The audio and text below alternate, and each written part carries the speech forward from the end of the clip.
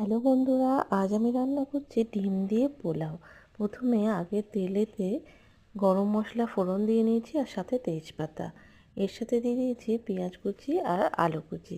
এগুলোকে একটু লাল লাল করে ভেজে নিয়ে ডিমটাকে আগে ভেজে রেখে দিয়েছিলাম।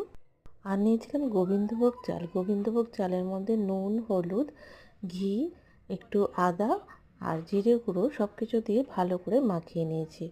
তারপরে যখন পেঁয়াজ, আলু, টমেটোটা ভাজা হয়ে গেছে তার মধ্যে চালটা দিয়ে দিয়েছি আর পরিমাণ মতো জল দিয়ে দিয়েছি চালটা সেদ্ধ হওয়ার জন্য। এই দেখো পোলাওটা পুরো রেডি হয়ে গেছে। এবার ওপর থেকে আমি দিয়ে দিয়েছি গরম মশলা আর ধনেপাতা কুচি আর ডিমগুলোকে আমি ছড়িয়ে দিলাম।